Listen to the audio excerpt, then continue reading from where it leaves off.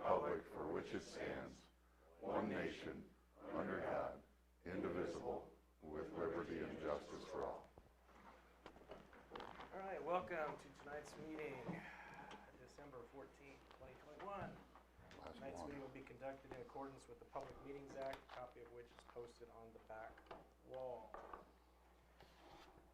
First up would be the approval of the minutes held on November 23rd, 2021 as printed. Any comments, corrections?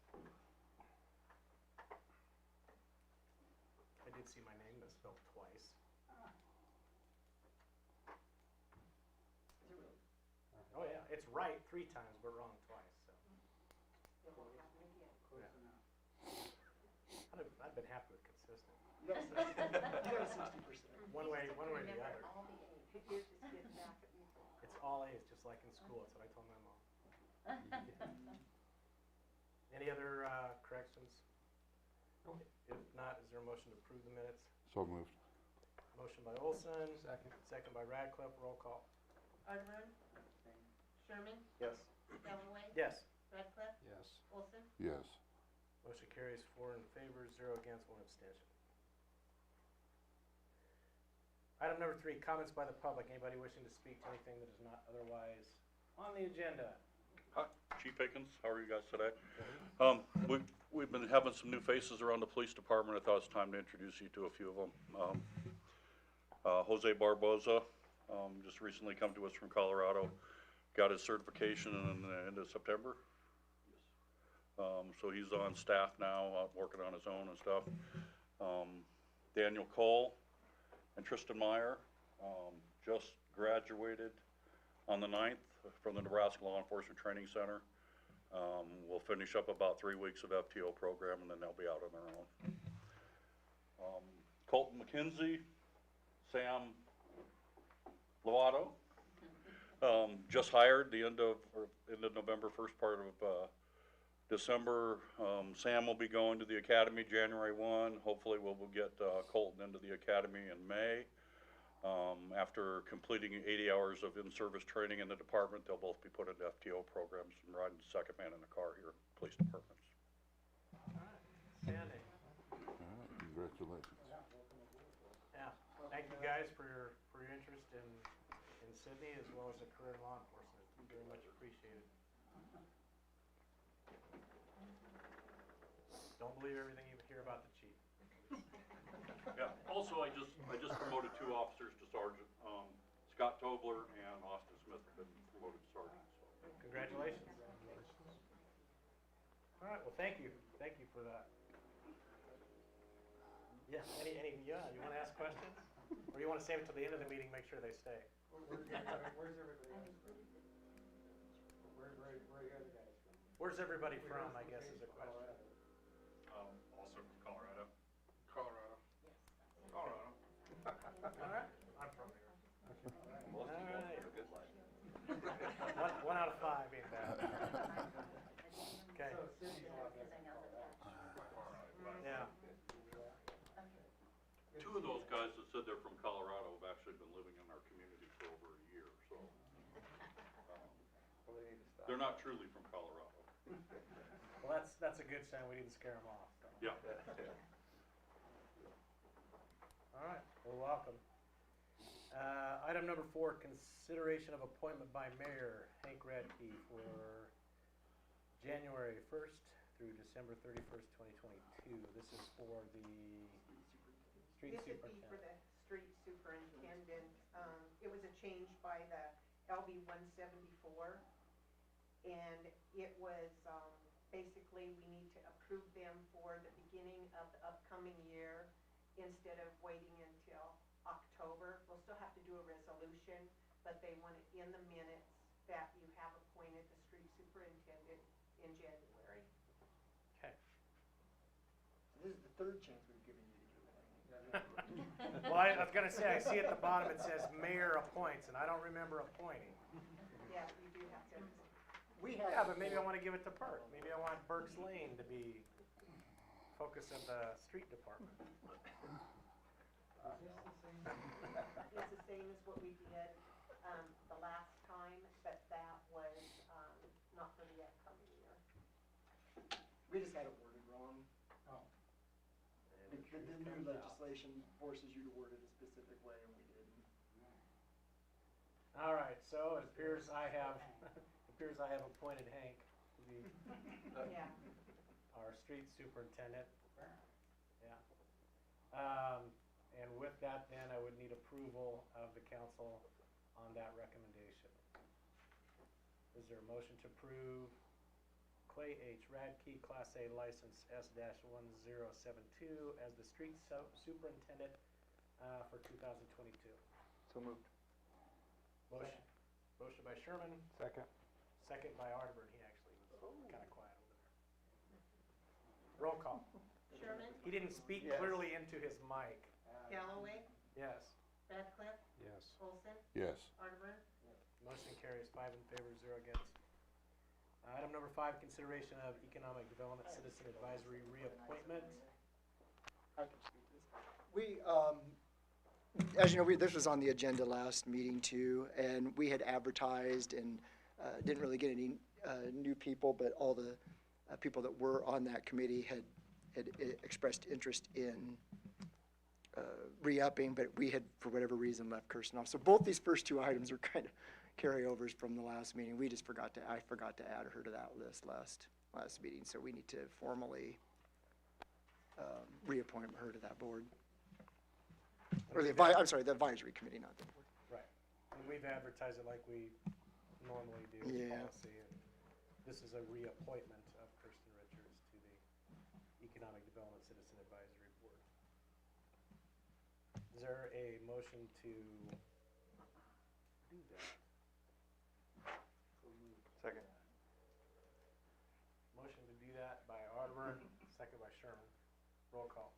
Galloway, Yes. Radcliffe, Yes. Olson, Yes. Arterburn, Sherman, Yes. Motion carries 5 in favor, 0 against. Item number 6, consideration of economic development incentive. What this is the old nursing home, you know where that's at over, Golden Living yeah, Center. Golden Living Center, that's the word I was coming. They are Paul Stroman has bought that, and he's tearing it down. You probably notice it's got snow fence all around it now. Are they gonna be doing that fairly soon here? It's halfway gone. Oh, it's halfway gone already. Oh, I drove by just the other day. It was still there. So so they're getting after it.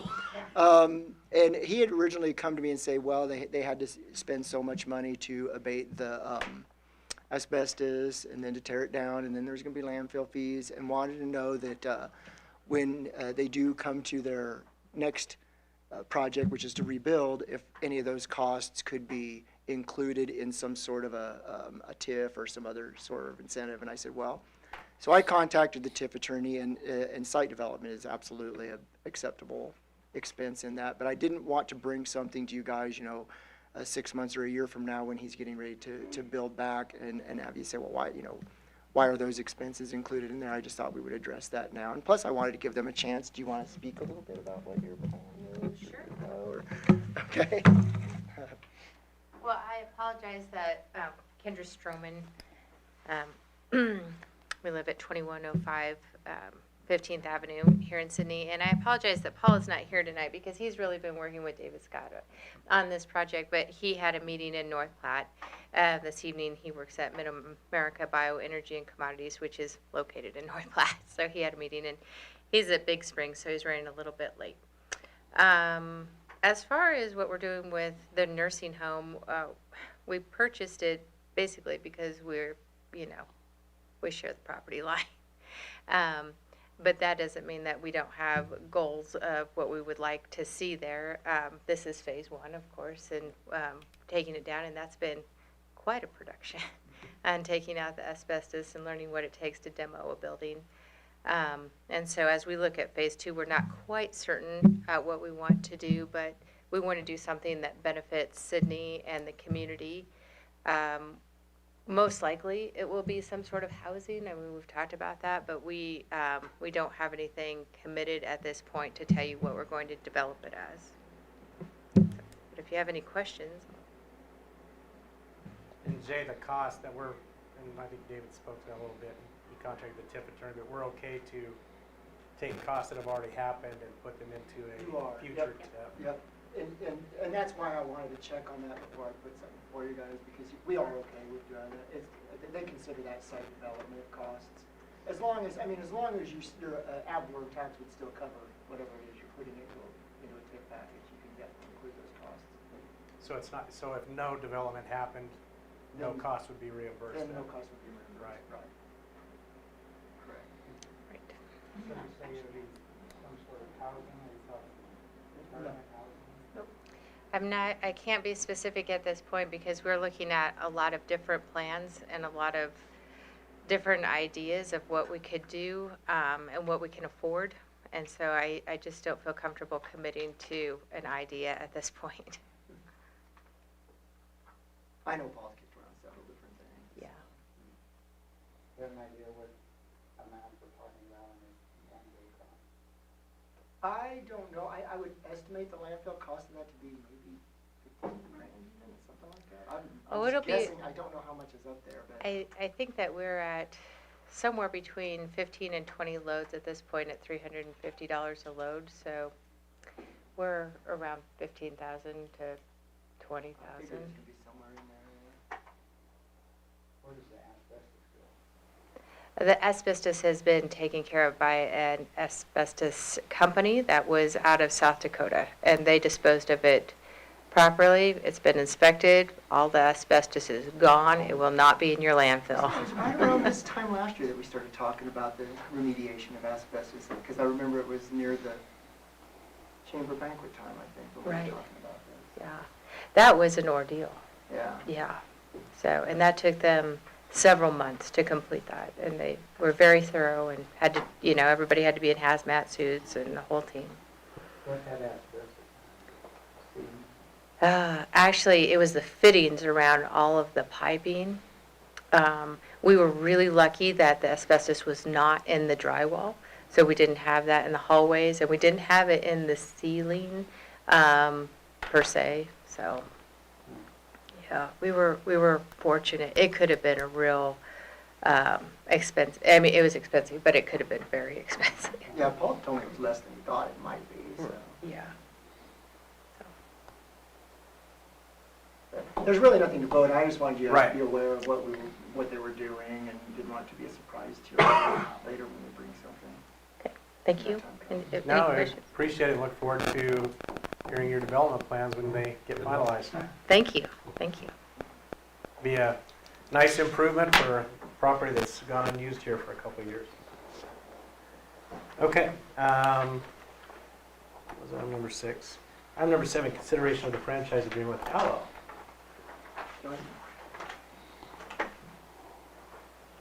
Hello. Welcome. Hello. Thank you. I'm Kimmy Balthazar with Allo Communications, and very excited to be in Sydney. I think this has been kind of an ongoing conversation for a number of years, so to finally get to this point where we get to talk about building out the fiber network and going forward with the franchise agreement is exciting. Allo has been around since 2003. We're a Nebraska-based company. Our headquarters are in Imperial, Nebraska. We have markets in Arizona, Colorado, and then lots of markets in Nebraska. I think we have 26 total in all 3 states. Over 700 employees, and I think we serve 800,000 population with our 26 markets combined. What questions do you have for me? Project timelines? I'm on the new market team, so it sounds like out of all of the communities that we're working with, that Sydney is by far been the easiest as far as permits, pull agreements. So I think Sydney will be one of the first communities of our just announced communities in Nebraska that we'll be working with. So I think initial construction timelines were second quarter of 2022, but I think that might get bumped up to first quarter. Yeah, I've heard it'll be very early spring, which would be late first quarter, early second quarter.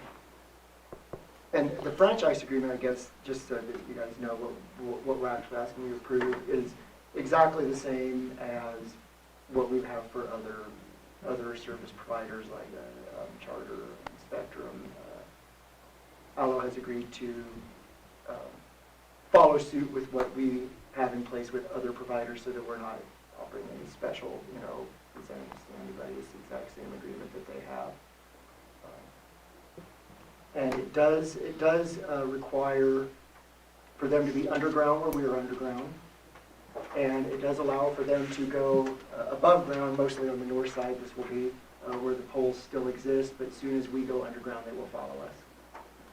So, I thought that might be something to question. That's helpful. Well, the poles still exist in a number of places.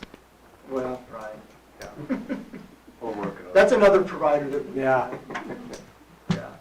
So it'll go right into the conduits that might put underground now. In some places. In some places, maybe not, where it's not Since easy for them to do so. since we purchased our own boring machine, we have been installing spare duct. Correct. Prior to that, we did not install spare duct because obviously we would have been paying for that. Right now, our sunken cost is the conduit, which is probably the cheapest part of the installation. So in the last couple of years, we've been out at it for 3 years on our own. So I'll call it the core of town. Railroad track to railroad track basically has some sort of spare duct, and they will utilize those after we come up with an agreement for rental or something of the such. Whether we sell them the conduit or we rent them the conduit is yet to be determined, but everywhere else they'll have to go in and put their own conduits in. They'll bore your own. All right. Go back to the- Yep. It'll probably be part of the whole agreement, will be included in that. I Yeah. suppose, but, we haven't got that far So it's yet, not we just want to get the additional work. franchise agreement first. It's not additional work for you. You don't have to go back. No. Anything that we're not in, anywhere where we don't have spare conduits, they would be responsible to go in and take care of that. And my understanding is they have contractors coming in to do that. And David had told me that with the north side actually being still up on the poles, they would probably use that until such time as we went underground. And then once we decided to go underground in those neighborhoods, they would follow suit. Yeah. They would be required to. Be required to follow suit at the same time. And we would be installing that, I would imagine, I shouldn't say. I would imagine we would. install probably that be conduit as installing well. the stuff that, as we put in, we'd be putting in their infrastructure that they Once need. it, as once far as it's conduit. there, yeah, Yep. once it's there.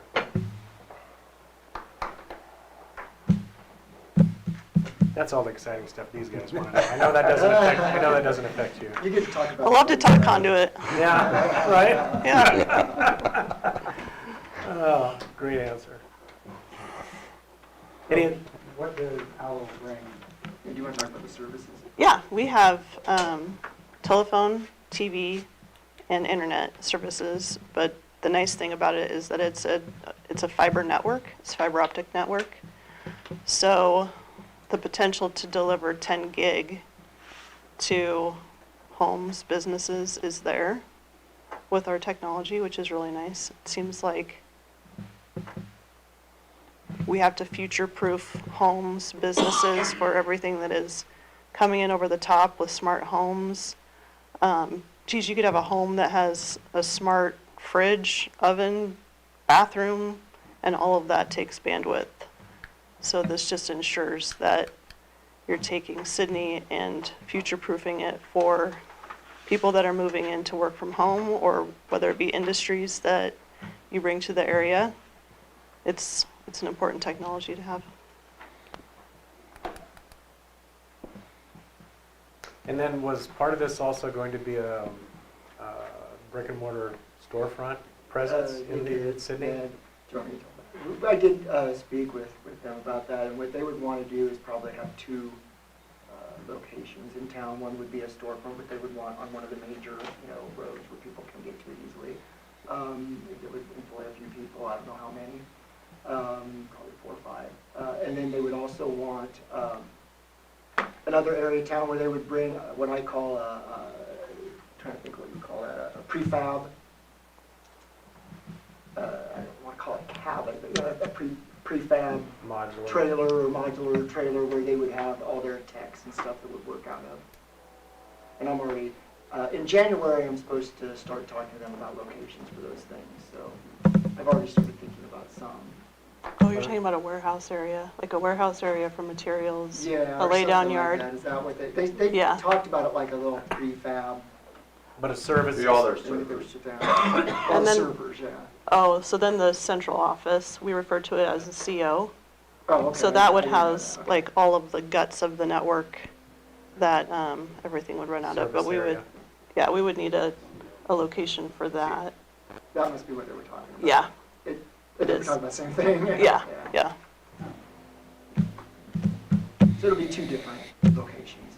Yep, is what I'm right. saying. It will be. And we definitely would have a storefront because we have a storefront in all of our other markets except for one.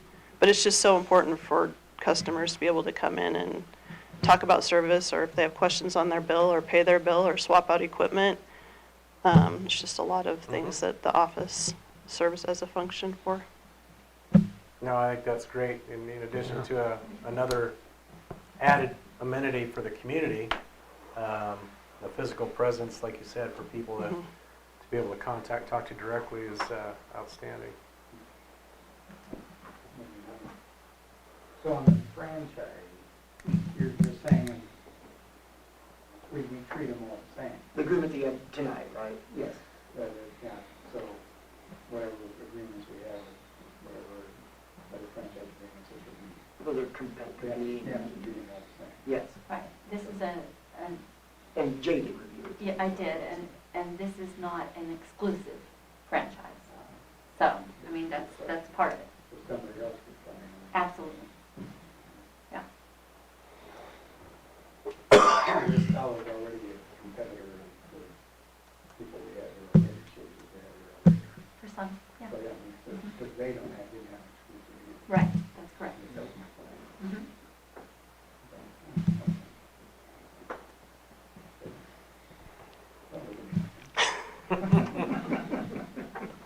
Any other questions for staff or Kim? Okay. So we've all had a chance to review the franchise agreement. David's explained it similar to our other existing franchise agreements. Is there a motion to pass the franchise agreement without? So moved. Motion Second. by Radcliffe, second by Olson.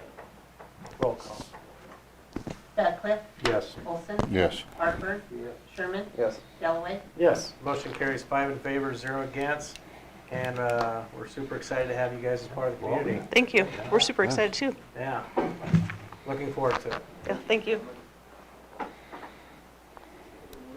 Every time my other provider goes down. Item number 8, consideration of the South Platte Natural Resource District, Jeswa City Council joint meeting. This is also something I think we discussed here last meeting, or maybe it was the meeting before, that we are getting ready to close out that Jeswa project and that SRF loan. And so at this time, we need to start looking at what we want to do going forward, what that will look like, what entities will be involved in what, who will be responsible for certain types of maintenance, how the loan payments will be made, because there are loan payments to be made now, and who will pay what percentages of those. And so the NRD and the Jeswa group and the city council need to have a joint meeting to discuss all those things, and we would like to do that at the NRD, and we would like to do that, what was the date I had for that? January 11th at 3:30 p.m. at the NRD building. And the reason we want to do that is because they also have their council. The NRD has their meeting at 5, and you guys will have your meeting that night at 6:15, so it ties it all in really nicely while everybody's here. It's going to be a complicated posting, because you've got to post for 3 different entities for a meeting. We'll have to post for a quorum, the NRD will have to post for a quorum, and Jeswa will have to post for a quorum. And I think some of you may have done this Yeah. before. I think Roger This has is attended one of these This is the same joint. process that we did before. I think it's a lot of posting Yeah. to do that, but, We each have to start, we each have to officially start our meeting, Right. so it is an official meeting. But each board will go through those processes, and then we'll get into business. right, each board will start. Yeah, it'll be a kind of a complicated process, but it is a way of everybody sitting at the table together, which is what we really need to do at this point, so. And the reason it's, like I said, the reason it's earlier in the day and we couldn't do evening is because both their NRD board and your council meeting are already in that evening, and we kind of wanted to keep everybody while we had everybody in one spot at one time on the same day, so hopefully that is okay for everybody to schedule that. So what will be on the agenda? I don't have the agenda, we're gonna be meeting Friday to come up with that. The Jeswa board will meet Friday, of just the Jeswa board, to kind of put together an agenda for this and work out hash out the details. So what is the Jeswa board? Who are they? So Jeswa Joint- Jeswa stands for Joint East Sydney Watershed Authority. Which basically was needed to be created as an interlocal agreement between the two entities, the multiple entities, to qualify then as part of our Second half cent. Yeah. There was a lot of Half reasons, there was a lot of positives for creating that But group. it was needed as an yeah. interlocal agreement entity to be created. So at that time, they hashed out how many members each board had, what percentage of cost. SPNRMD was paying 80%, city was paying 20%. Oh, other way around, we were 80, we were 80 and they were 20, yeah. Yeah, It's only yeah, that's, fair. yeah. It's only fair. I don't know if their mill levy will go that high. Local people who serve on a board for Yes, watershed yes, issues. throughout the area, the county and stuff. We could have just did it as an interlocal agreement like we have with lots of other entities. The reason for creating the separate authority board that was separate from either the other two, the NRD or the city council, was like Roger said, then that would meet your requirements for your sales tax infrastructure portion. Because you need to have some sort of Right. project that you're working on. So at that time, the Jeswa group then was formed. They looked at a number of different possibilities, throughout the entire community as far as stormwater drainage and issues, and identified a number of different plans, ultimately breaking it up into different phases. And this was what they decided to And focus basically, on. this is what it came down to, is the phase one was the project that we just completed, removing water that had been flowing down Fort Sydney Road into that housing area. Is now being Correct. directed around to the east of the college. Yep. That being said, that group did identify other areas. There were including- several conversations, Including some of yeah. the drainage areas and ponds and things, and so it's not like we addressed the entire problem. We just bought what we could pay for Exactly, I mean, through phase one. you got to keep it within what you think you can get in sales tax, and then also you need to, like Roger says, you can't overspend what you're going to be asking the public for, so. And that was why financed they through did that, right. the SRF, the State Revolving SRF, Fund, yep. Which basically was very, very low interest, Mhm. and able to finance it through that. Now, you mentioned Yep. that we're wrapping this up. Does that mean that loan is being paid at the same time? That, we've already made a couple payments on it, but we'll get the final schedule then. We've been holding that last payment of, I can't think what the amount is, 19,000 something, is that right? Yeah. We've been holding that for the last probably year because of the grass seed had not turned out the way we had liked it to. So then we made them come out and do some more work on that this summer, and it is finally growing and meeting standards where we don't think it'll wash the thing out. So we will finally sign off on it now. That project, including payments, is within being paid off.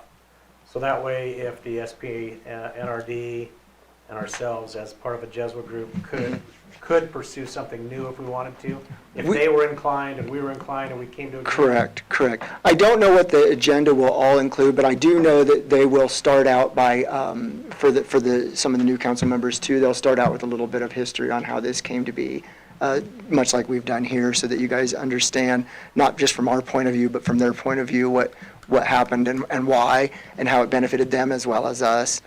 And then we'll kind of talk about, there'll definitely be conversation about ongoing maintenance of what we've done so far, and some areas of it that need to be improved that we discovered through that, 4.5 inches of rain that hit us an hour. There were some areas there that we think we'll still need to maybe put some money into to maybe plant trees, build a few berms, do things like that to improve it. It was kind of not a good thing that you get a rain like that, but it did help us to see, especially at this point when we're getting ready to close out, what more really still needs to be done on that project, rather than that, had that rain came next year, we would have closed this out, and then we would be looking for funding sources and ways of putting something together on that, not knowing how it was going to hold up, and we do know that now, so that'll be a conversation as well that we'll have. So basically, this was part of our last half-cent sales tax.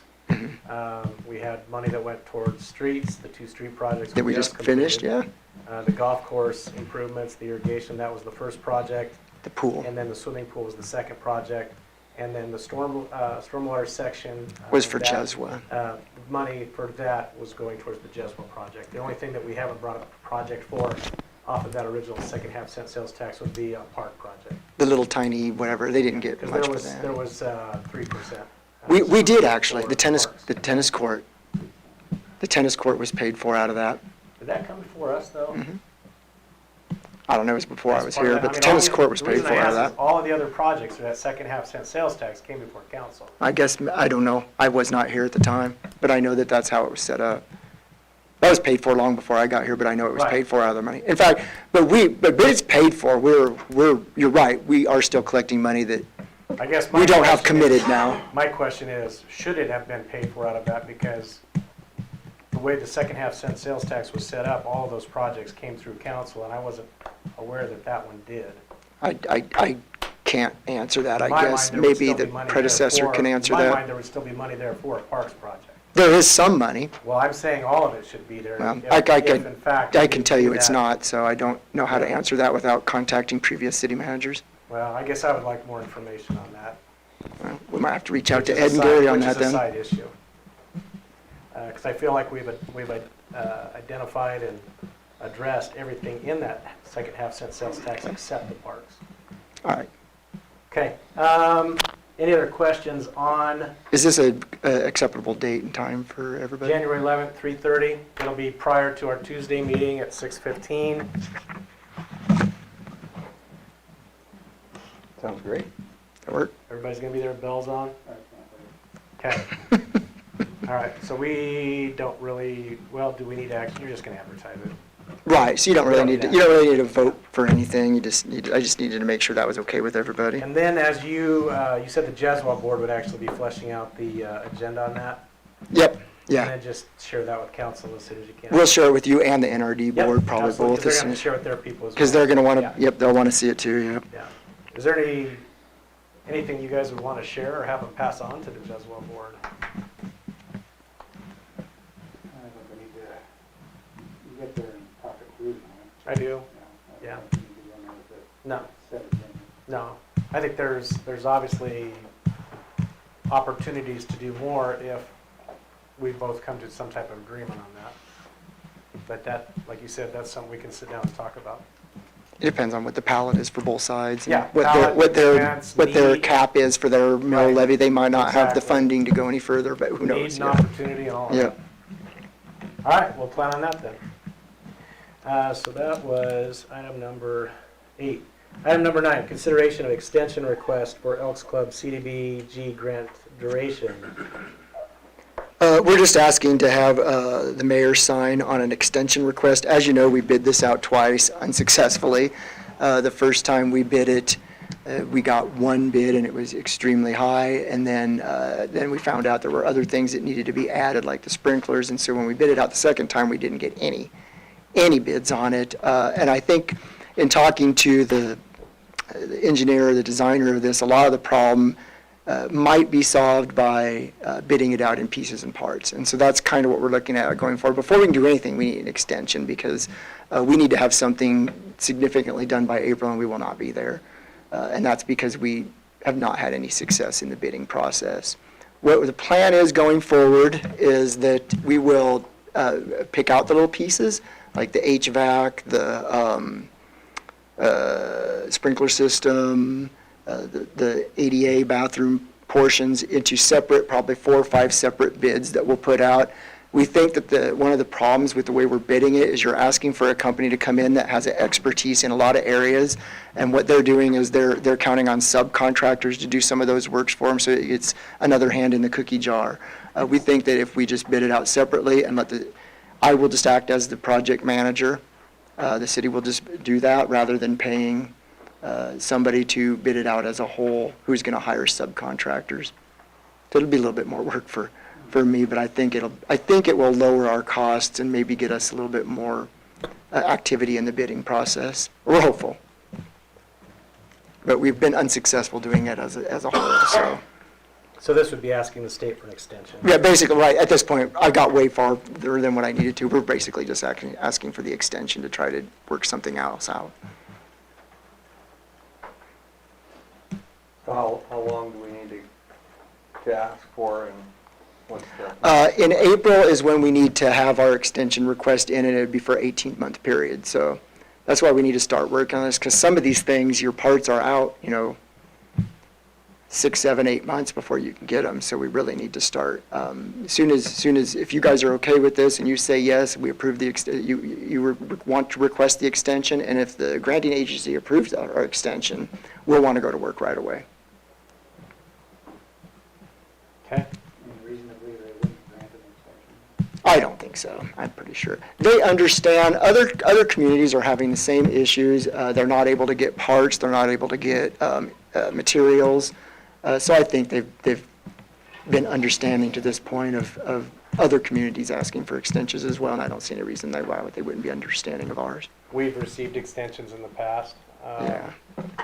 The trail expansion up to the interstate was a Cdbg grant that was actually extended 10 years, I believe, before it actually got built, as they worked around negotiating with landowners through that area. But that one had been extended several times. And obviously, I mean, I think it's been pretty clear all along that we don't expect this Cdbg grant money to take care of all and everything that's Correct. needed with that facility. We always knew we would have to contribute, yes, Yeah. as well as the Elks would have to Right. contribute some in-kind or Right. whatever on their behalf. So can anybody speak to the fundraising efforts? Fundraising, Do you want to speak to that, Anita? infrastructure, Okay. fundraising, planning? Sure. Hi. My name's Anita Pennell. I am the Exalted Ruler for the Elks Lodge. And we have had several fundraisers that we're working on. We're getting ready to implement a Sunday morning breakfast once a month. All proceeds will be going towards our building fund. We did have a start on this. I think it was back in October, and was a huge success.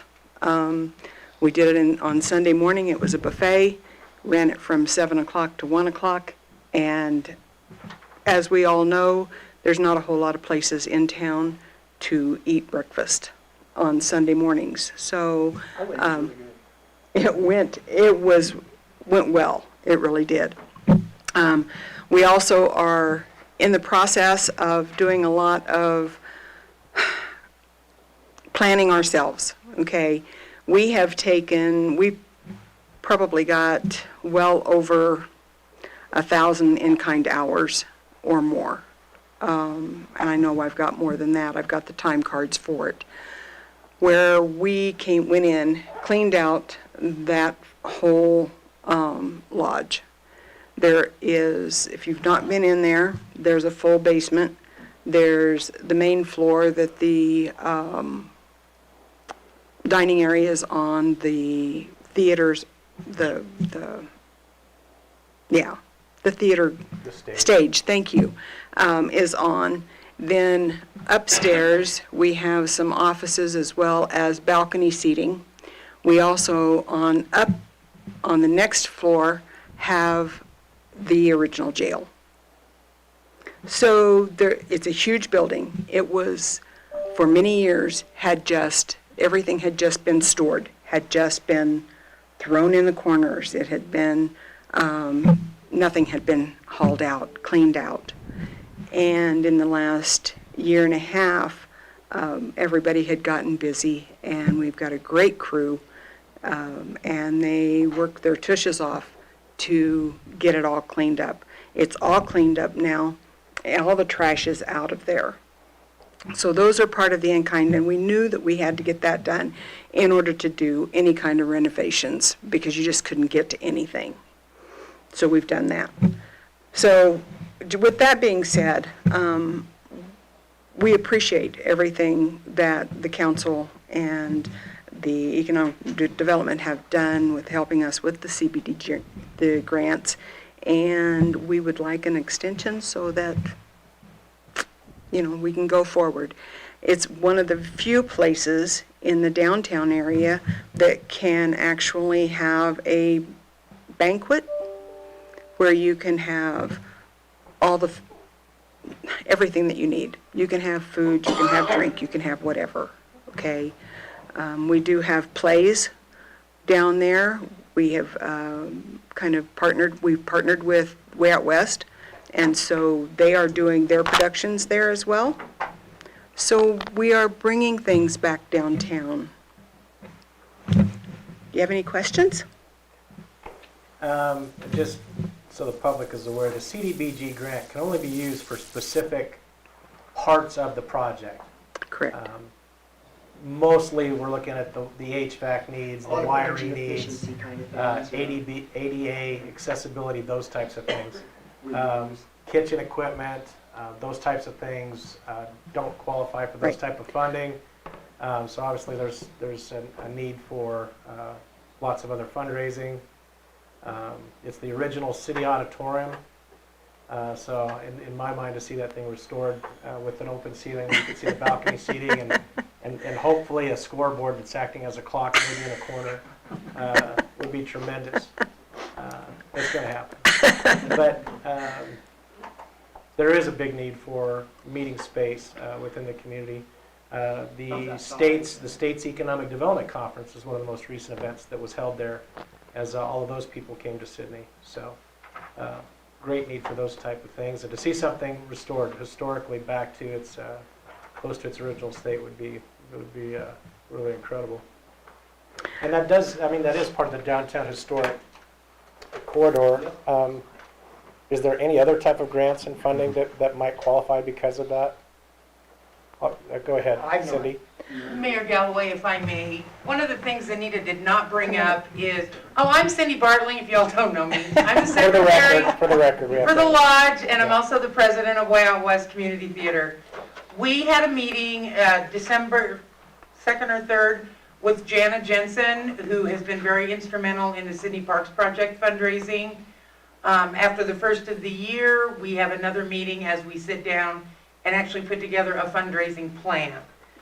Working with Pad, working with Jana, working with some people back east to continue to raise funds. And we also were able to, there's a business in town that's interested in helping us with our fundraising and bringing the building back to its historic past. So, as you said, it's a great building. There's been a lot of memories made there in the past, and we want to continue to be able to provide a place to keep those memories alive and keep them coming. So we do have fundraising plans in the work. We just don't have anything concrete yet. For those of you who don't know, Janet Jansen is with the Nebraska Community Foundation and is very good at making plans for fundraising. She has helped the park girls quite a bit as well. Okay. We've also had some of our members, one of our members in particular, had given us an incentive, a matching grant, basically. He put out $5,000 that if we could raise it, he would match it. And so we did, and we raised it in 4 months.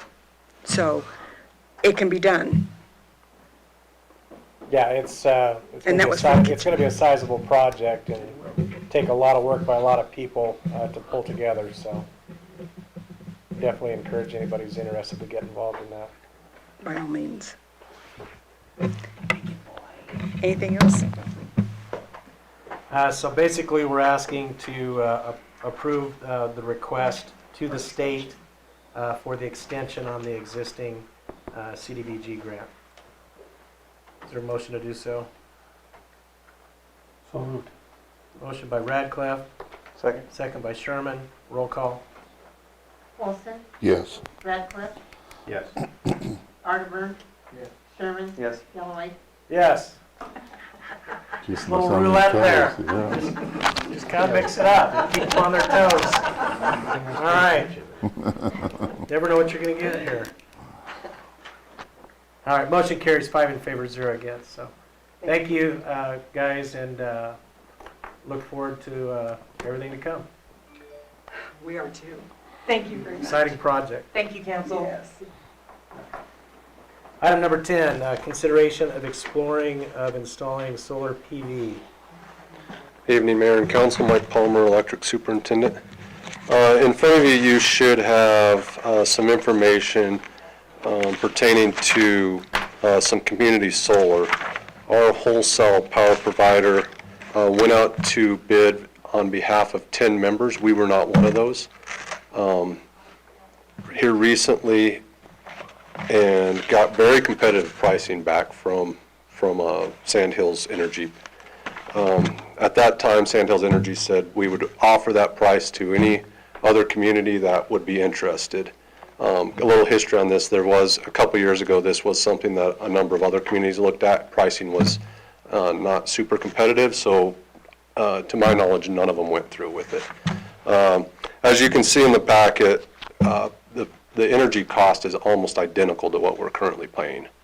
It's just a smidge higher. I ran a few numbers here just thinking that you might ask. Our last month's bill was for 500 kilowatt hours were for 5,314,845 kilowatt hours were sold to us from our power provider. If we went up to the 5% cap, we would purchase approximately 250,000 kilowatt hours from the solar facility. The increase in cost would attribute, at current rates, $409. I see this as somewhat as a hedge for future price increases. This is a fixed PPA for 25 years with an escalator of 0.5%. We're seeing major increases, upward pressures from our current power supply based upon its reliance on fossil fuels. And this, I would foresee this in the near future probably being cheaper than what we're going to buy from our wholesale power provider. We just wanted to come to you and see what the temperature is on this. Obviously, this is not going to lock us into anything, but from an exploratory standpoint, is it something that you even want us to pursue? If it's not, we don't want to spend a lot of staff time and effort trying to get this ironed out. Obviously, there's a lot of legwork that's going to go into this, considering if you want it to go through. So we just wanted to see what the temperature was of council before moving forward.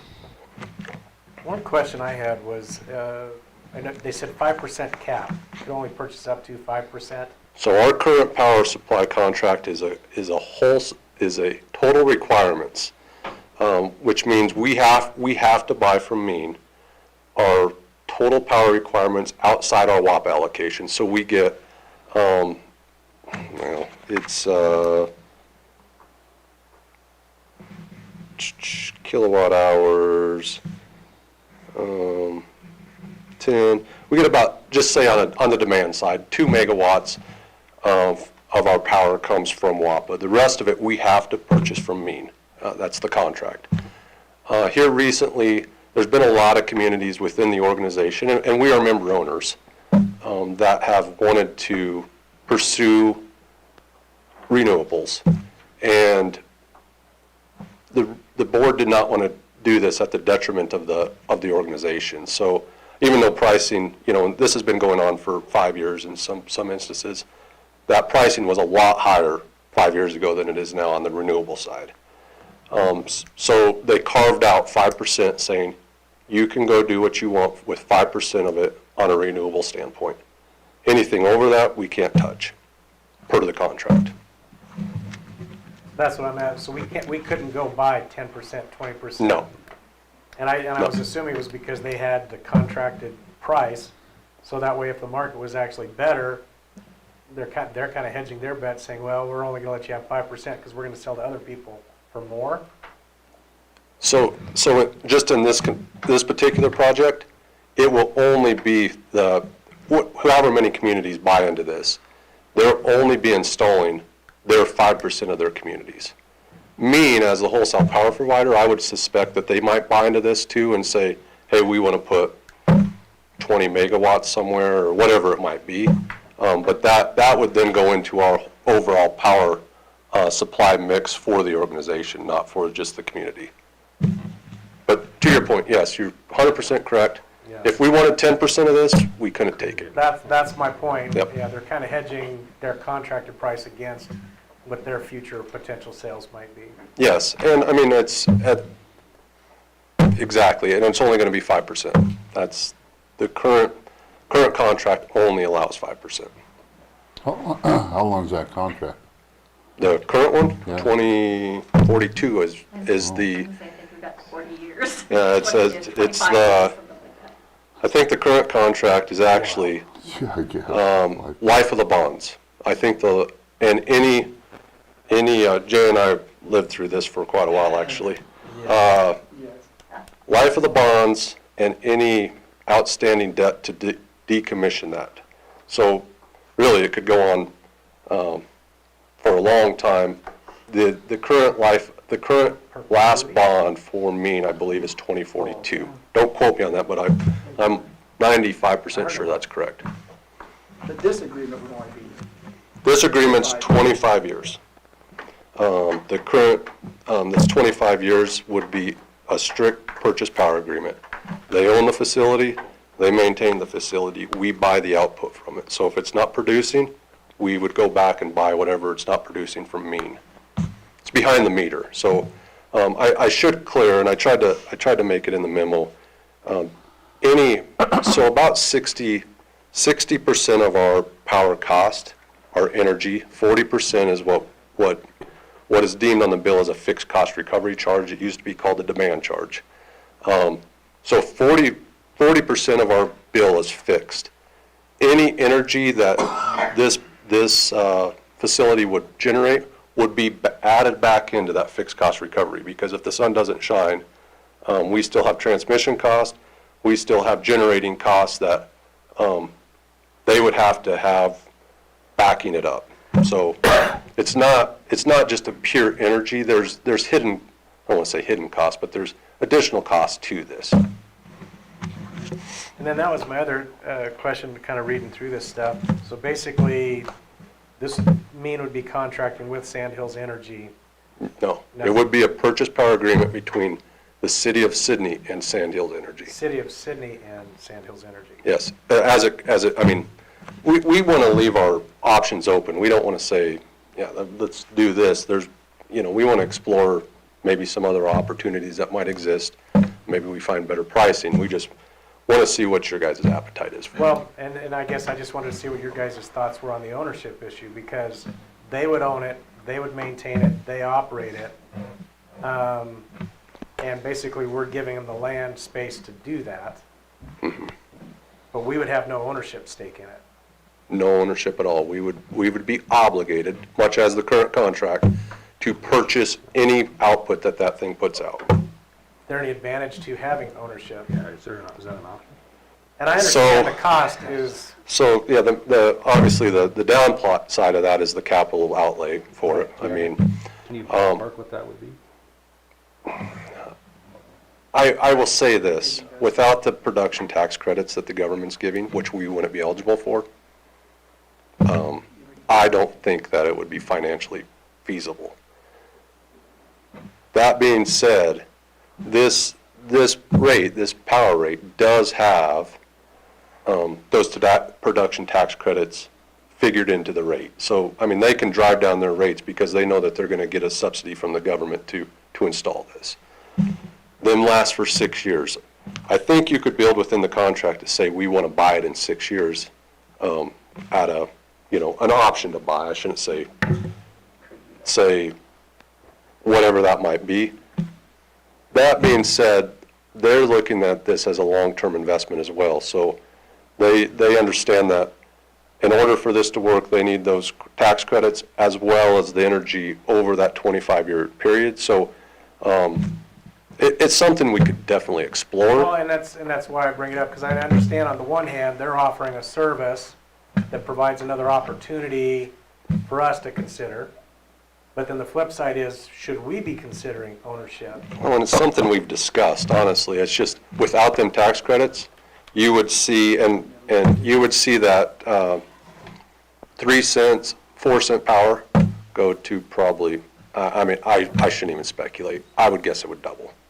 And I'm just speculating. I haven't actually went out to look at, see what 2 megawatts of solar cost. But that's something we could explore. Absolutely. Along Yep. with this option. We want to explore lots of options, but this was just one that had kind of presented itself to us, and we wanted to see what council Sure. thought before we brought anything that was. I just want to know we're not giving away the cow to say that we're bringing in an option or an opportunity.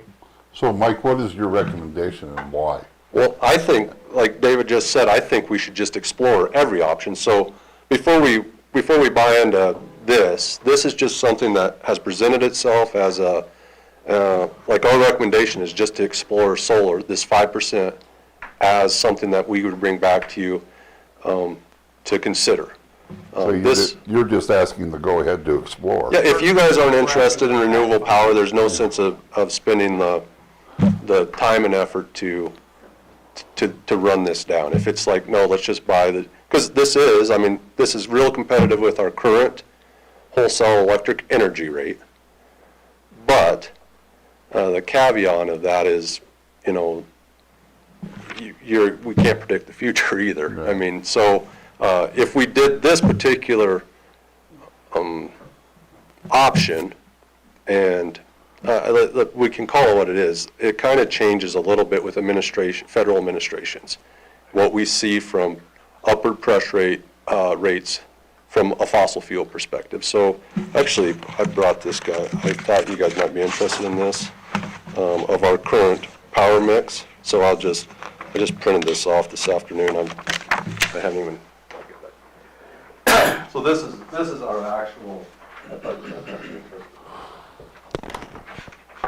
I should have included in the package, but I did it this afternoon, sorry.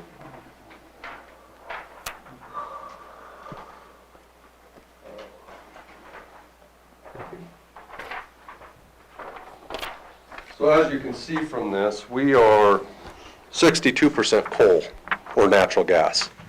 So as we see natural gas prices and coal prices spiking, we're going to have upward rates, pressure on rates. So but, depending on current regulations, it could be a lot cheaper. And our wholesale power rate is reflective of what, especially from a petroleum perspective, what current commodity prices are. Well, I think when you look at it, a contracted price that's close to being competitive with what we're currently paying, and the contract calls for only a 0.5% increase each year, then I think it's worth exploring. I think, like we're saying, a fact-finding mission, kind of go and see what all the options are out there. I think that's probably definitely worthwhile. What just so happens we have this one in the packet because that was the one that presented itself, but there are other opportunities out there. What was the project Scotts Bluff did? Was that on their own? Was that part of something? I believe that was MPPD. Okay. So MPPD served Scotts Bluff.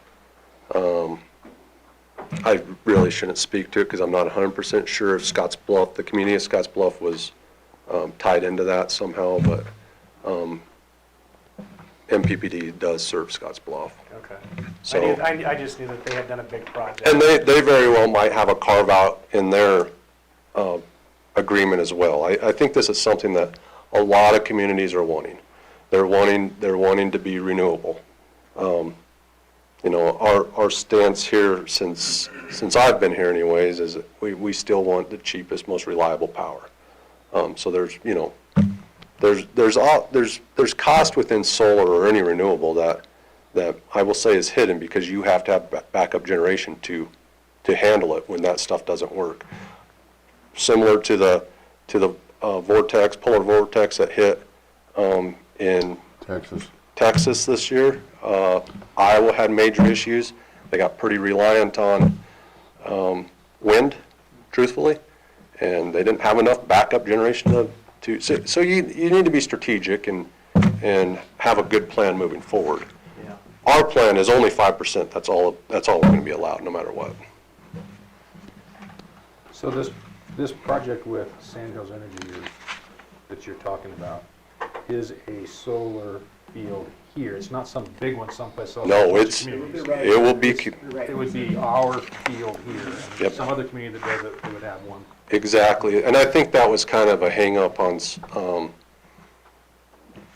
some prior conversation. Is it makes more sense to put solar panels where the sun shines, but if you want it, you kind of want it in your community. So originally, the premise of community solar was, to your point, a huge field that we just buy output, similar to the wind, the wind mix.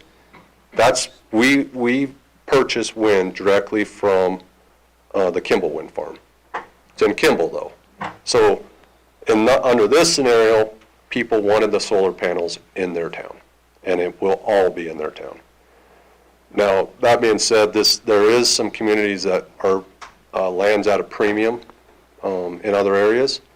There might be, they might choose to say, hey, Sydney, and I'm not saying this is going to happen, but would you be willing to put up another 2 megawatts of power in your town, and we just buy the output of it? I'm not saying that's going to happen, but that would be up to the community itself. And then if that would happen, you could say, yeah, but we're going to rent the land to you at whatever it is. Yeah, at that point you can start bartering for. Yep. I'm not saying, that's just a scenario that could pop up. I'm not saying it will. I would guess that most people, if they go with this, they want to have it in their community. And in looking at the cities that were listed there, I'm guessing that ours would be similar in size then to Alliance, Crete, and Waverly, Iowa. So ours is 2. That one chart was pretty small, but it looked like just the output that they're looking at. Yep, ours would be 2377. I think it's in the 2,377 kilowatt DC. Okay. So it would be, yeah, real similar. Alliance is a little bigger, Crete's a little bit bigger. They were about 3. Yep. Yeah. Yep. And that's based off last year's usage. So it fluctuates from year to year, depending on what your actual load is. Okay. So if our load goes down, we would, this coming year, we would be able to purchase a little bit less. It's not going to fluctuate a bunch. If our load increased, we might be able to purchase more. You're locked in whenever you use it, though. So is the 5% based on what that facility produces? Is that the 5%, or is it the 5% of our needs? 5% of our needs. 5% of our needs, not what that facility's producing. Exactly, 5% of our needs.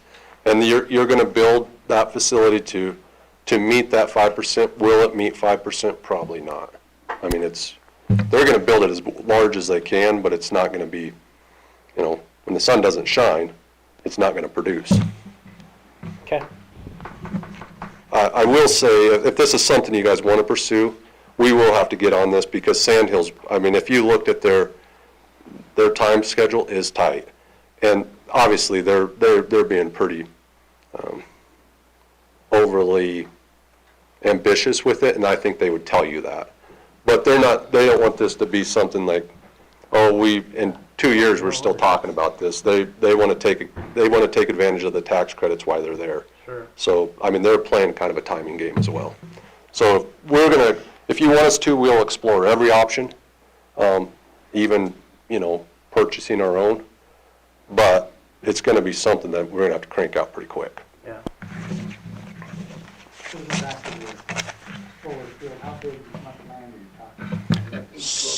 Yeah, so a megawatt of solar takes about an acre. So if we're, a little over 2, it's going to be, or did I say a acre? Mm-hmm. So it takes about 6 acres. A megawatt takes about 6 acres. So, you're talking. We're talking 12, 15 acres. Yep, exactly. Yep. I mean, it's a substantial, it would look substantial. Like, you drove by it, you'd know there's a solar facility there. Ain't gonna be one that's sitting on a roof. And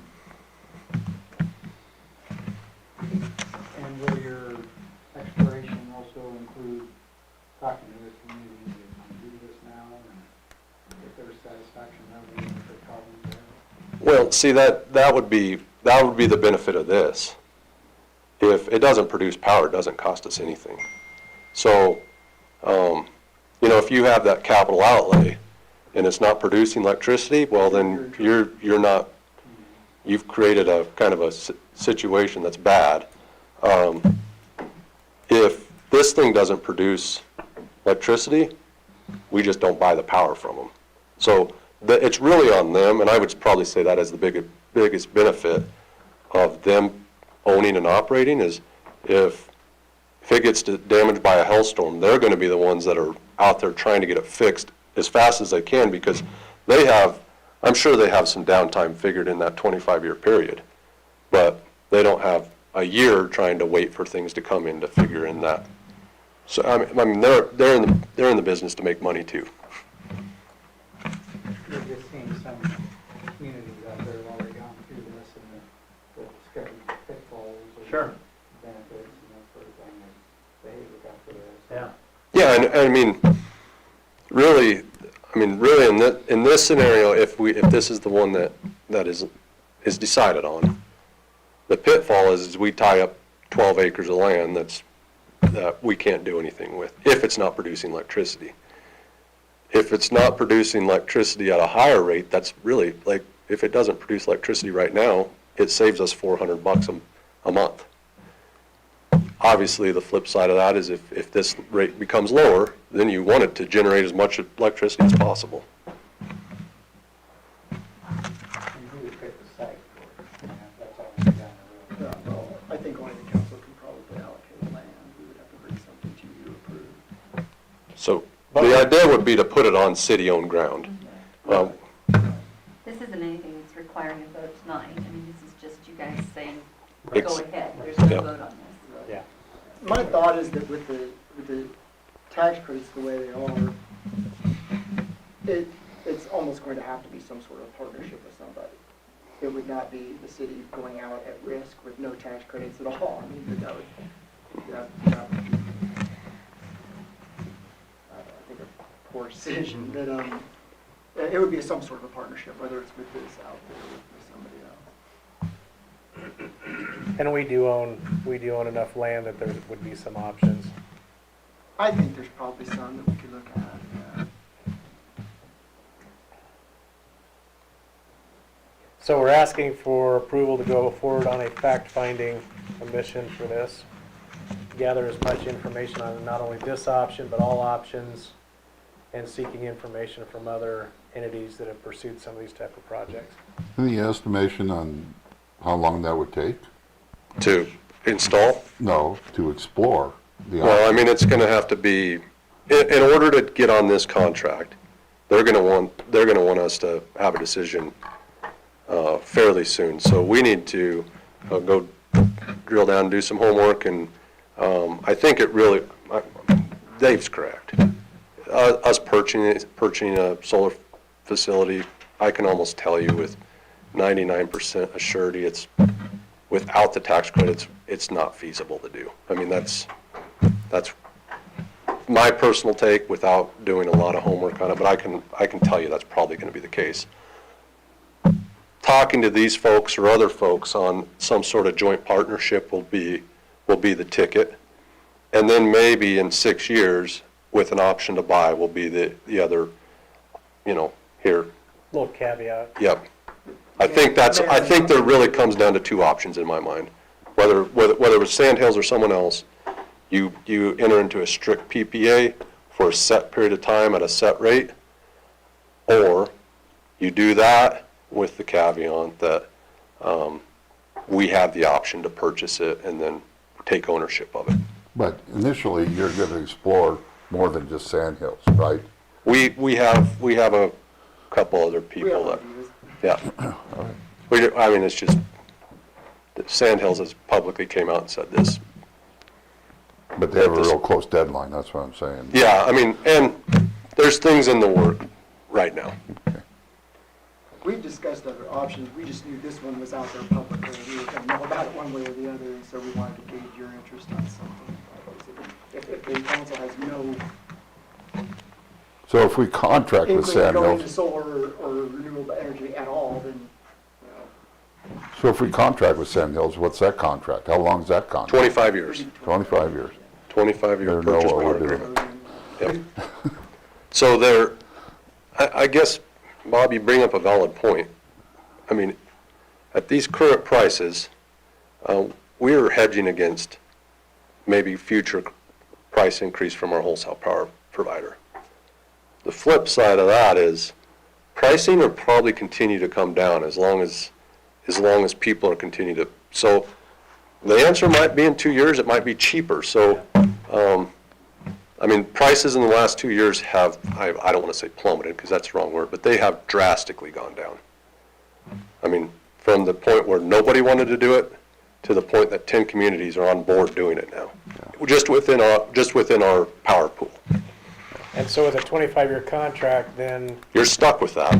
you're stuck with that, but by the same token, that price could only go up 12.75% by going up 0.5% each year over 25 years.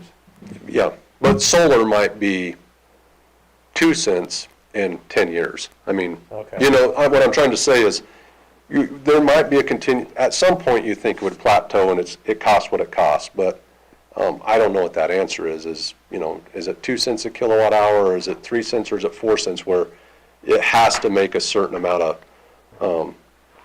you know, so in 10 years, it might be 2 cents a kilowatt hour, and then we look back on this decision and say, oh man, what were we thinking? But that's, you know, if we all had a crystal ball, For the risk. Yeah.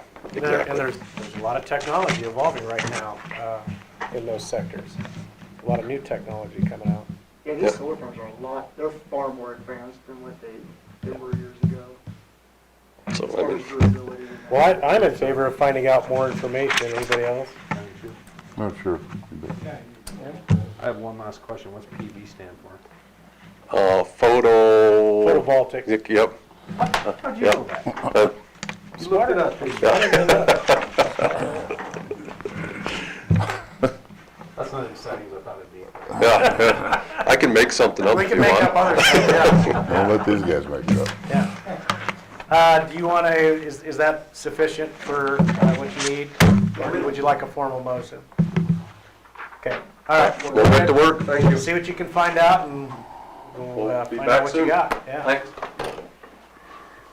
Okay. Oh, boy. That's item number 10. Consideration to move forward with purchase of an old used pickup. Good evening, council. $500 max. You just calm down. Rob Coons, Water and Sewer Superintendent. I'm coming to you to see if I can move forward on a purchase of a pickup. We put it in the budget over a year ago. Couldn't find one with the shortage of trucks.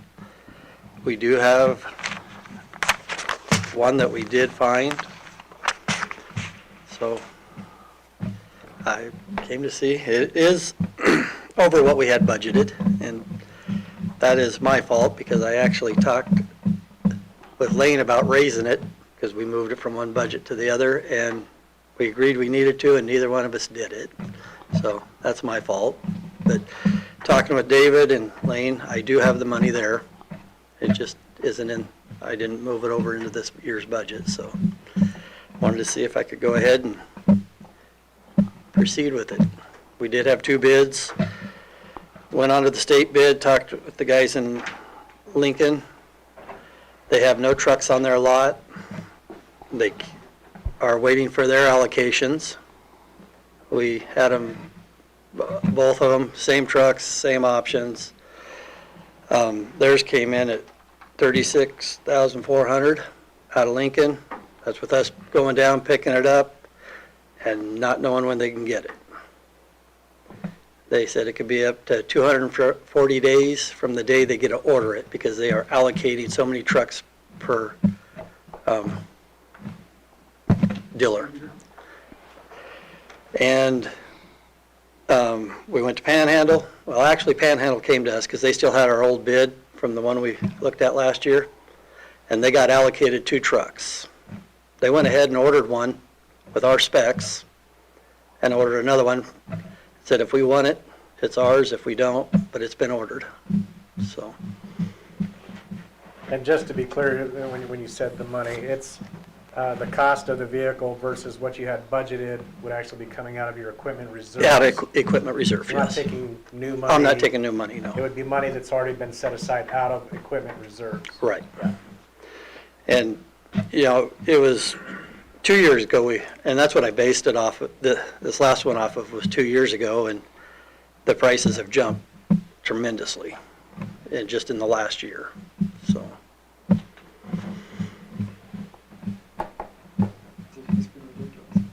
You're looking at about a $4,000 difference, a little over 4,000. The old truck would be, I'd sell it at auction because it, right now is sitting.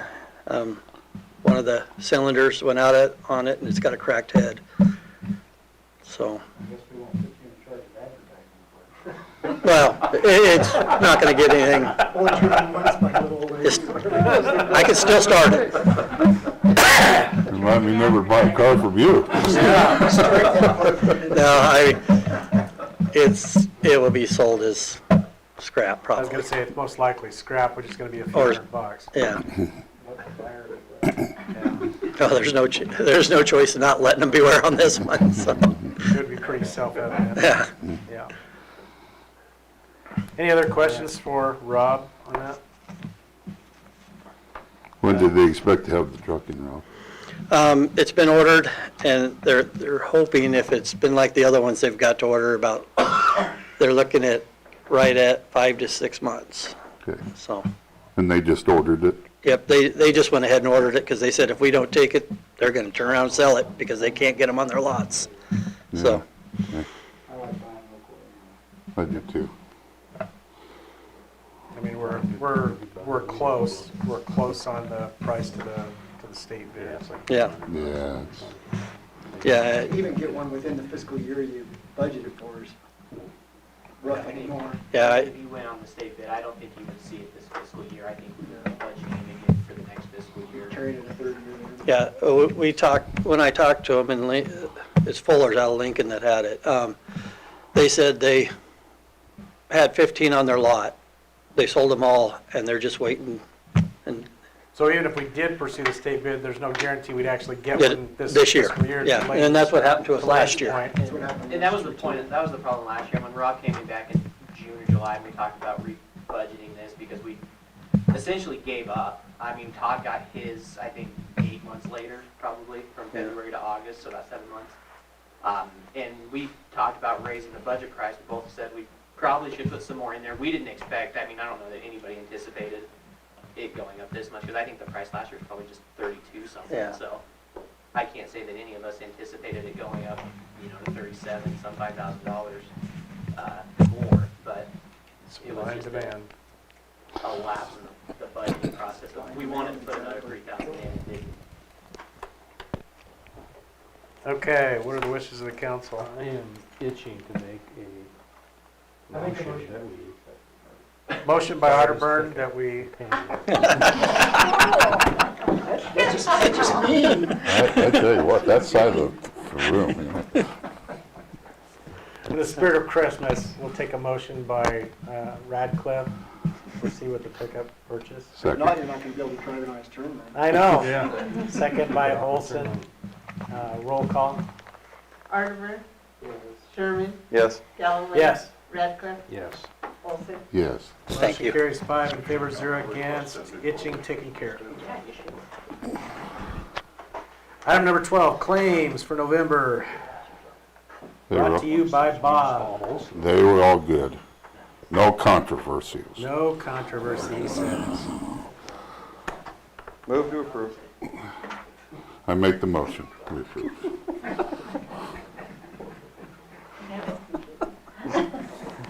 We'll take the formal motion from Olson, second by Radcliffe. Claim jumpers over here. Roll call. Okay, motion made. Olson and Radcliffe. I'm being kind to them, I guess. You're being kind to this side of the room. Sherman? Yes. Galloway? Yes. Radcliffe? Yes. Olson? Yes. Arborn? Motion carries 5 in favor, 0 against. Budget reports. Good evening, guys. Lane Kazire, Finance Director. Burke, I've been looking into the budget for extra money to put Radcliffe Lane on the turning lane, but it's by the letter, Keep so. looking. Not a big sign, just a little something. Just a little something, but we're gonna have to take out a couple of F's and E's maybe. Serve and on just- the council 15 years for that. Yeah, request removed.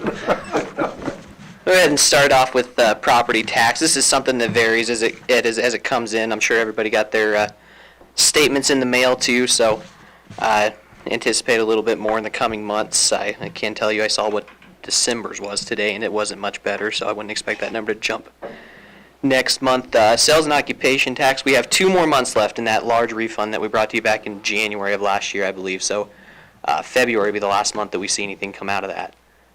And then after that, we'll be collecting our entire sales tax. There's not 20,000 of it that's disappearing for now, barring any other refunds. But we are still right on. We're 17% through the year. Fees for service, this is one that the golf courses is something I wanted to talk about here. Still open and allowing carts until we get a big snowstorm. After that, it'll be walkers only. And so, yeah, Friday, something like, whenever we get some moisture out there, we'll shut down the carts. But they are going to allow any of these nice days that we get. We've had some unseasonably nice weather.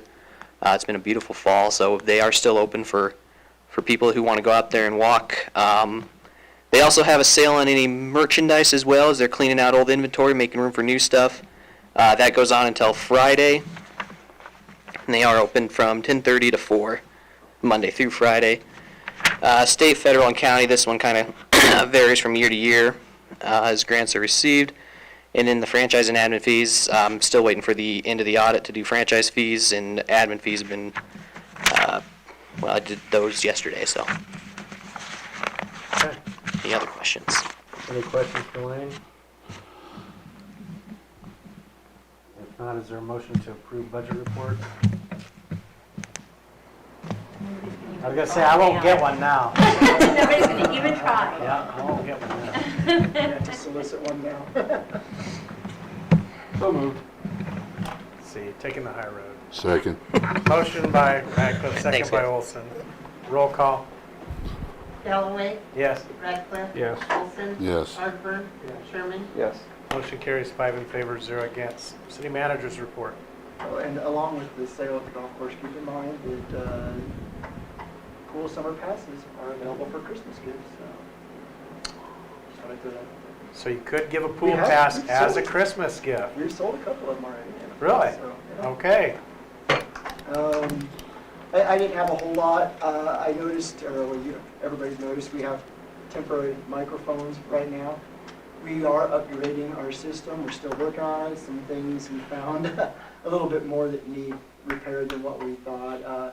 But I did want to thank Wendell and the Nebraska Community Foundation for generously donating 50% of the cost of what we're doing here. So I appreciate that very much, and they've been very generous to us.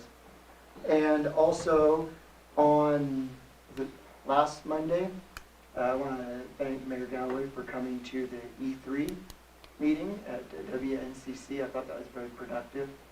We're doing a lot of great things to encourage entrepreneurialism in our community and get people interested in it, even at a young age. So I think the work is very important, and thank you for coming to that event. And then also, keep in mind, we just passed out, or I think it was just sent out today, I think Autumn sent something about the chamber banquet. It is January 29th.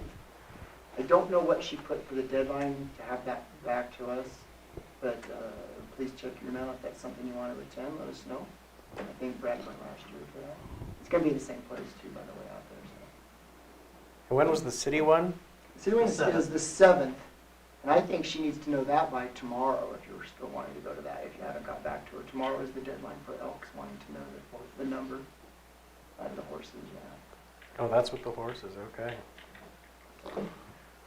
Okay, anything else? Fun stuff. That's all I have for now. Okay, chief?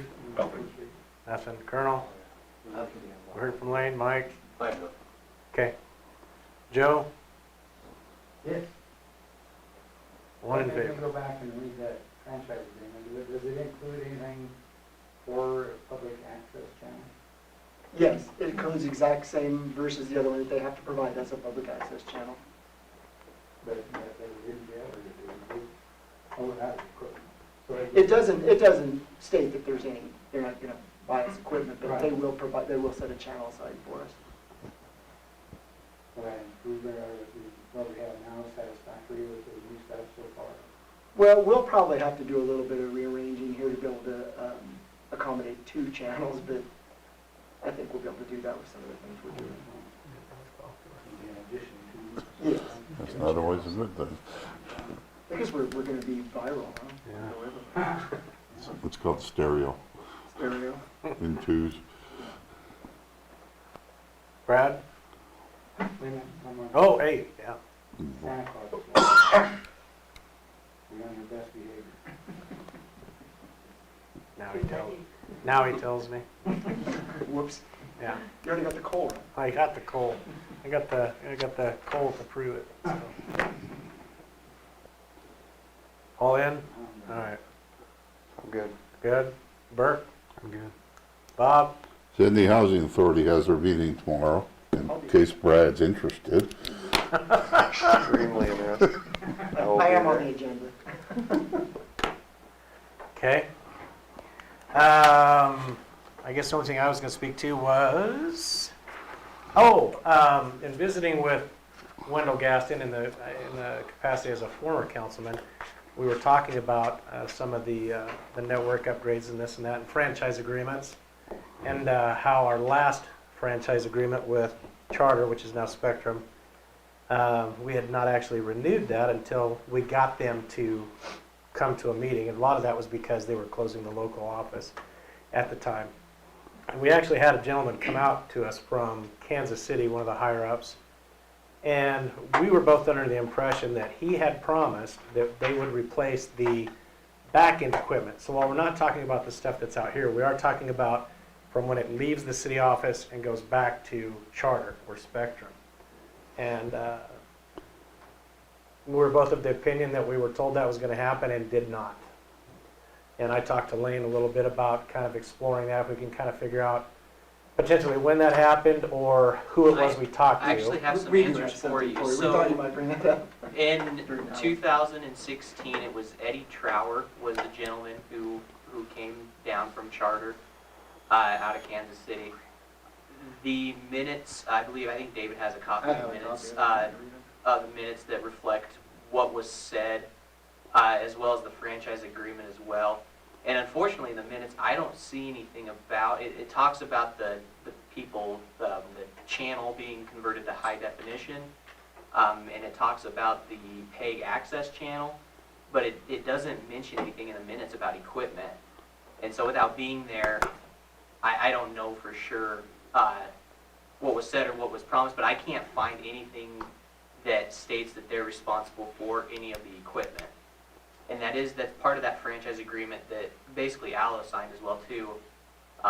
It says that they provide the channel. Says that they're gonna provide the channel. It doesn't say anything about the maintenance. And I know part of our biggest problem with Spectrum is when we found, coming from here back to Spectrum, there were several links cuffing this together rather than one solid line, which will make a big Yeah, each difference. splitter And- loses 4 to and 5 that dBs has in been- signal. That has been fixed. Dave Porter did do one solid line back there, and tonight was kind of a test run with these microphones to see exactly how well they are, and they're working fantastic. He was watching at home, so I don't, I just didn't see anything in there. And that I would was- still call him and say, hey, this was offered in good faith. And I'm more than happy to try to reach out to him and see if I can find if Eddie Trower still works there. Yeah, you don't need to give him a copy of the minutes, but I would tell him that these were some of the discussions that were Yeah. had at the time. I think it's at least worth asking. I have those copies. Well, what would the cost be? You're looking at some back-end switches that allow them to actually pump and send the signal from here to their office or their head end unit. So where does the high definition Can you come answer in? my question? How much would it be? How much, I don't know. Honestly, if you're looking at a rack and some back-end blade server type equipment, you probably a few $1,000s. Because that's what they're gonna ask, if we call it, charge if we call it Eddie, or We're gonna call Eddie. He's gonna say what's going on. And 'cause- Of government affairs for charter communications. Well, not much for him because he owns it, so he gets But I mean, discount. You know, I mean, instead of going back and forth, say, well, what's it gonna take to make this go away? Mhm. You should be able to say, well, it's $3,500. Yeah, I would say somewhere in that neighborhood, 5,000, something like that. Yeah, I'll start at 5. Little something for the effort. A little something for the effort. They can build us a solar field. So does that include transmitting high definition? Currently, no. Something newer. So that'd be on top of the 5,000? That was something that was. Well, this equipment will support high definition. yes. This equipment will support the Yes. high definition. That was something that was. It'll originate here at high definition, but But it as it will get to not the go other that- side, high It will definition? not leave here high definition There's an, because that's where your bottleneck would be. But that is You're only something though fast as your that slowest part. he did mention in there was the high definition and then the conversion to high definition back in 2016. And so that is something that I can base our argument off Exactly. of. That he Okay. promised us that. Says right there, list and HD, baby. That's right. He doesn't actually promise it in the minutes, but he does it- speak to it. He speaks to the That conversion they're going of. to convert to high def. He yeah. promised. He promised. He promised. Wendell and I are Wendell will he'll write an affidavit. It never hurts to ask. I mean, I don't see any legal obligation by them. It never hurts. to No, but try I to- think we should try ask. to- I think we should try to follow up on that and say, darn it, Eddie. Well, and to speak to the franchise agreement again, I believe that this is the start of our 5-year renewal with them as well. And so we It have is. the option to give them within writing, I believe it's a 3-year notice or something to not renew, but they're gonna have to come and renew it Our, eventually. because this was 2016 when you guys approved that, so we are right at the 5-year right now, actually. It ended in November. But the way the contract is written is it automatically renews for another 5 years You unless know, and somebody in conversation, you just kind of mention how things are going in Sydney, and well, a new competitor in town, and they've got a good signal. So, yeah, meetings look really good on their channel. They have high definition, right? Yeah, yeah, because that'll be a high-speed 10 gig. It- They're a 10 lot gig easier network. to work with as well too, from my understanding. I think having representatives here in Yeah. the community will. But that's what initially spurred that whole conversation was they were closing the local office and. And that, yeah, that was in the minutes Yeah. as well as that. So we that was made part them, of we the made them show up. They said, Eddie, And they promised. and they did make promises. Verbal. And I think he was supposed to come back to I think you're right, actually. And He was supposed to be, There was supposed to be some that follow-up is on that. mentioned in the minutes. I Well, there it believe. is, it's all implied It contract. is mentioned coming back and They said speaking. they would come back. See, I know some of these things. I did. We got one real attorney and we got 5 of them up here. I think they are. Anyway, I just wanted to bring that So, yeah, up. so I did come up with some Okay. solutions, and I will Follow up on do my that. best to reach out to Eddie Trower and see Go get if him. Say, these were the See if he's discussions. if he's around. still around, if he's still In 5 there. years, he might still I'll be find there. him if he is. Yeah. So. Maybe Nobody he's the watches owner. it. The only other thing I was gonna talk to was the Parade of Lights was held. And we had a great turnout. There was a lot of people downtown the Hickory Square-ish area. A lot of people went to go see Santa. He was in top form. Yep. Did a great job, and reindeer looked kind of happy. As happy as reindeer can be. But a lot of people took to the streets to take part of that. So, big thank you to all of those groups and businesses and individuals that helped pull that off and were willing to participate and put together entries into the parade. Very much appreciated, and I think you could see that by the large turnout of the crowd. So kudos to everybody involved on that. And we will adjourn at 7:50.